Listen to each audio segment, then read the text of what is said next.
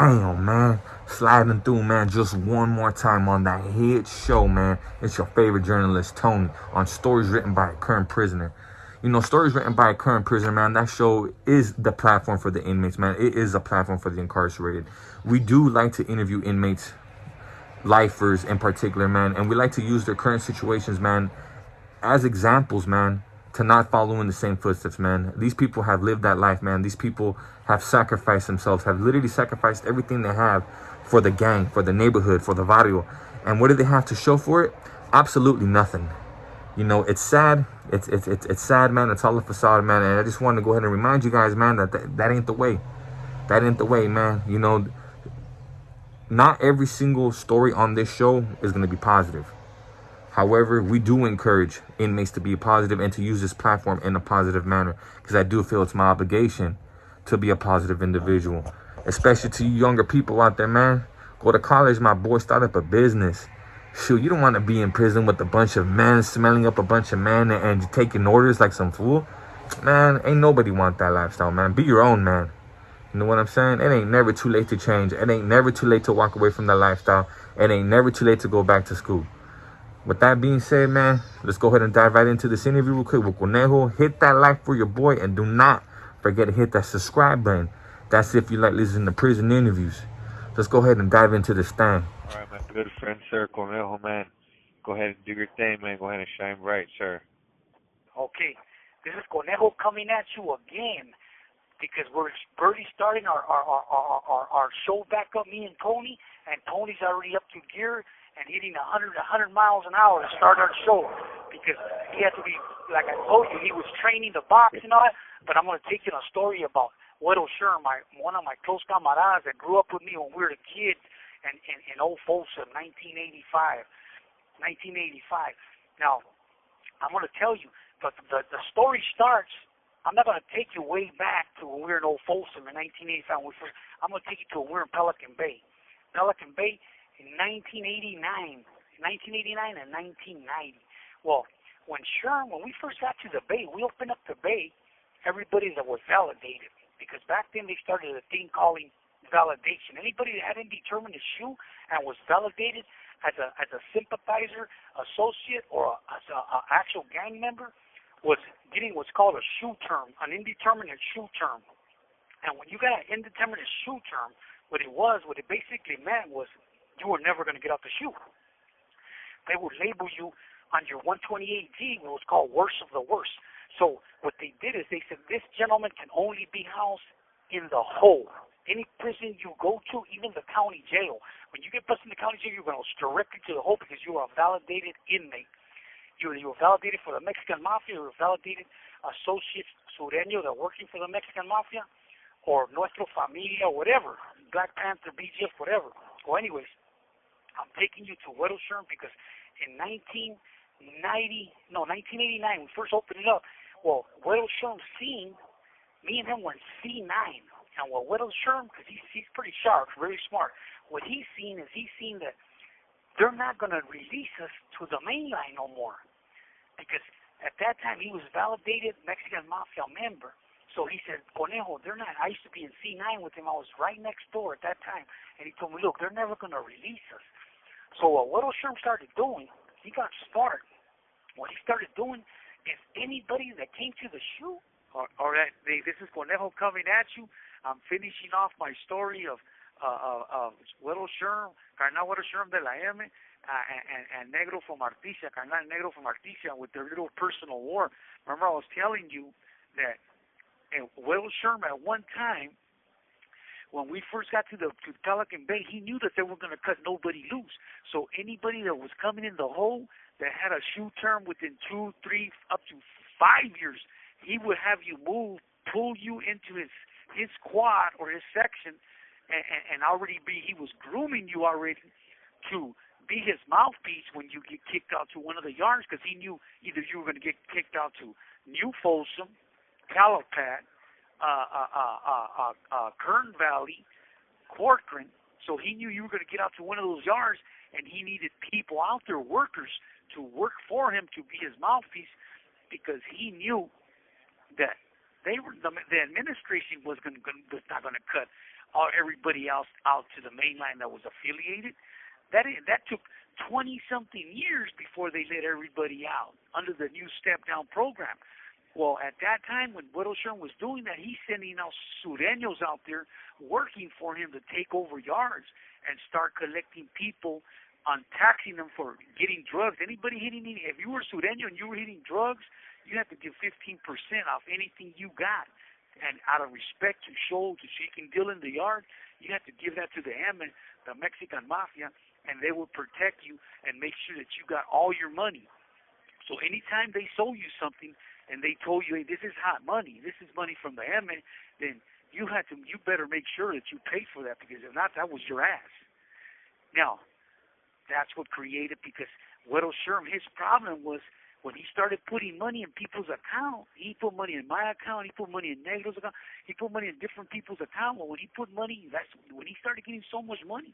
That's where the issue was when he ran into an issue. Where am I going to put all this money at? Because at first he was sending it to his people in the street, camaradas in the street, different broads that he was messing with that were doing his mail, his secretary in the street.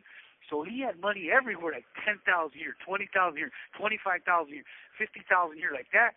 And he had a lot of money in his books. He had over like $75,000 in his books. Well, he sent Negro $21,000 to his books, and he told Negro, hey, now I need that money. And when he needed that money, Negro kept telling him, hey, I'll shoot it out. Or he was like, hey, I shot the withdrawal slip to the consular, and he hasn't shot the money out. Well, Sherm's asking for the money. He said, shoot that out, Carnal. I need that money.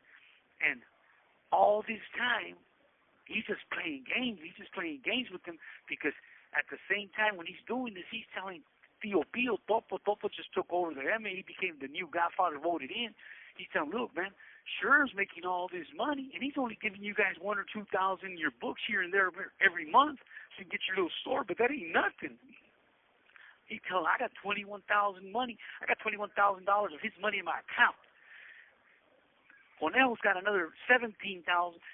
Boxer's got another. So, and he started at so Tío Pío told him, hey, you know what? Go to the law library. I want to talk to you.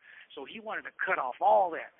So long story short, he ended up burning Sherm for that $21,000.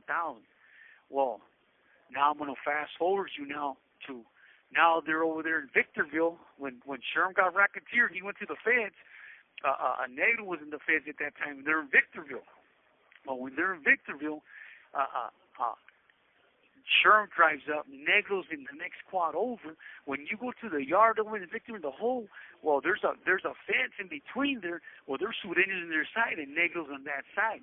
Well, Sherm's already telling the camaradas there, look, knock out Negro, drag him over here to the fence, and I'm gonna try and kill him. And that's exactly what he did.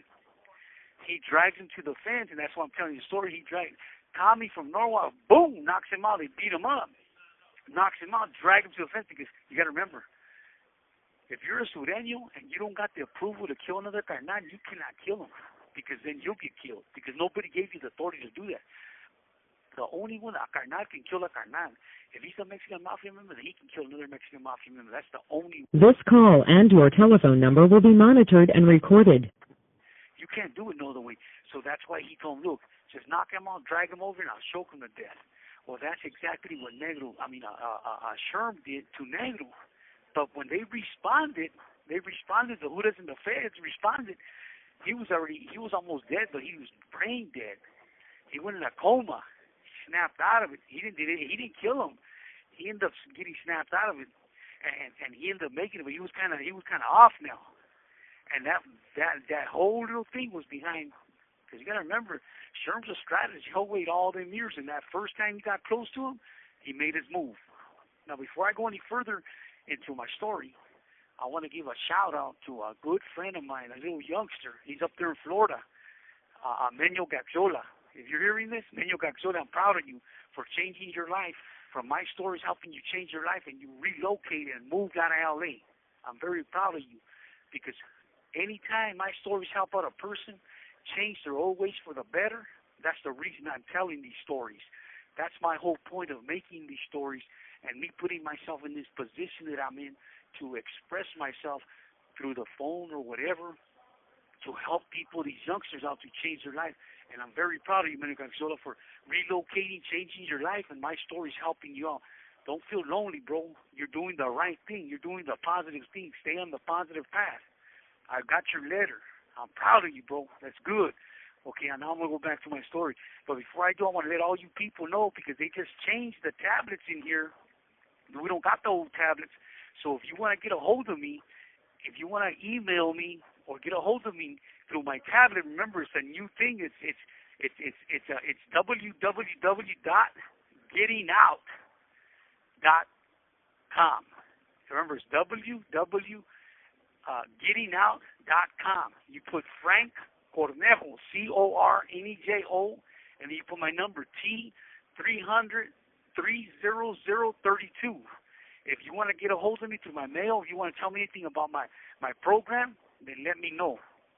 And I want to give another shout out to my boy, Arnold, my attorney, that got a hold of me. Here's my show. Arnold, I'm proud of you. Thank you for reaching out to me through my, and I'm going to keep doing the right thing until I get out. Hopefully these shows help me get out one day to make parole. And when I go to board, I'm going to need you to represent me in my board hearing. Thank you, bro, for offering that. Now I'm getting back to the story.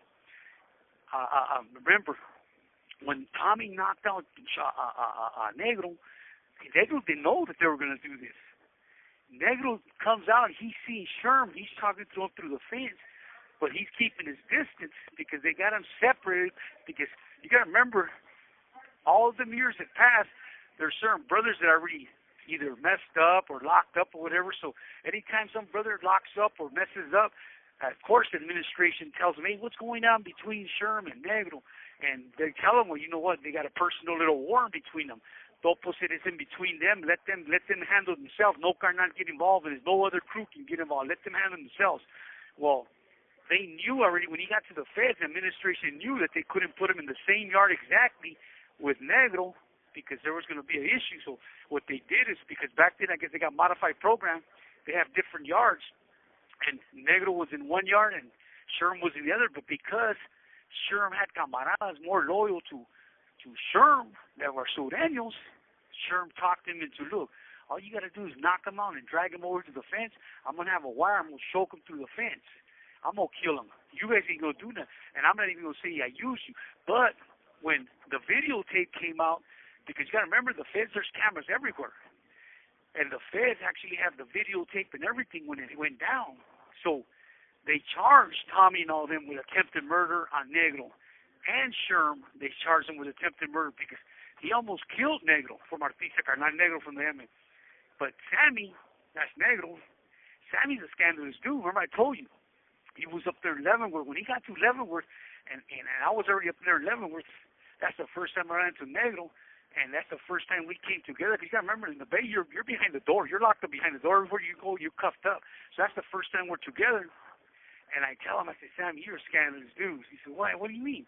I said, man, you beat Sherm for $21,000, burned him, and then using Topo to keep the money. He goes, nah, he got half of it too. I said, yeah, but you exposed Sherm to all the money he was making, and then you brought my name up in it. I could have got smashed because at that time I wasn't a carnal in the M. And he's like, no, he just asked me how much money you had in your books that Sherm had. And then you told him. And I'm like, man, why you do that? You're a scandalous dude. And at that time, Negro from Artesia was worried that Willie Bobo, Black Bob, Mangas, and Chavetas, the carnales and the feds, were going to know what he did to Sherm, and he was worried about this. He used to always tell me, well, this is what he was, his way of keeping me quiet. His way of keeping me quiet was giving me dope all the time, keeping me high, and always throwing in the seed. Hey, Cornel, don't tell the brothers from the feds what I did up there. And I'm like, nah, whatever happened up there in the Bay, that stays up there. That's the state, bro. That ain't going to get exposed over here. We're in the feds now. And I go, why are you so worried about it? He goes, yeah, because a lot of brothers got mad that I did that. I said, yeah, because you took Topo's side in that. Because at that time, the Emmett was splitting, fool, and you took his side. I don't know why you did that, but that's yours. That's on you. Well, he was worried about that. But you got to remember, at that time, Sammy had a date. He was short to go home. So he was trying to play it off as frosty as he can until he got out, because he thought, I'm going to get out, I'm never going to come back. He came right back. He came right back with a new charge. That's how he ended up in victory. By the time he ended up in victory, Sherm was already there. That's when they racketed to Sherm, Carnal, Boo Garcia from Logan Heights too. They indicted all of them. That's when they went to the feds. No, let me change the subject a little bit, because a lot of you haven't heard from me for a while, because Tony was off and he was training to be a boxer. So remember, anything you can help me out in my app, free conejo, because I'm gonna be going to board, and I got an attorney that already reached out to me and said he's willing to represent me because he's been hearing my stories. Arnold has heard every story I did. And he reached out to me and said, you know what, I'll do pro bono work to help you when you go to board, represent you to try and get you out. And I'm like, yeah? He's like, yeah. I said, look, I got a little money, I'll get you. Well, we can use that for if they need to get paid or whatever, but I'm going to try and do whatever I can for you.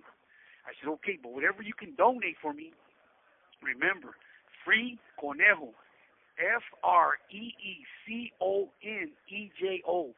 Whatever you can donate for me to help me so when I go to board, because this guy says he will represent me pro bono, but he hasn't came visit me. He reached out to me 2 weeks ago on my tablet, and I'm pretty sure he sounds accurate.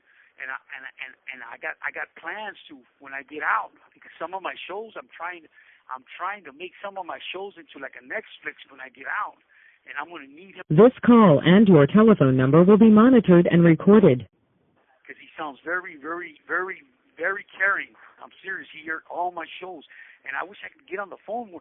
The reason that we can't get on the phone and do more shows is because these new tablets we got in here, they're not letting us call like the other ones, and he's having problems. My boy Tony's having issues to get our calls, so that's why we're having issues with reaching. Like, I call him, and sometimes the call will go through, and sometimes it won't. And these tablets are, I don't even like them, but that's not going to. You have 60 seconds remaining. This is not going to stop us. Remember, as long as we can reach out and touch each other through the phone, I'm going to keep telling my stories to help you guys change your ways. I already got it. When this time that I wasn't on the phone, I mean, we weren't on the phone typing my stories. They were hearing my older stories, and a couple of these youngsters got at me, and I feel very good that my stories are helping them change their lives. That's Menyo Gagzola. I'm proud of you. Before it hangs up, Tony.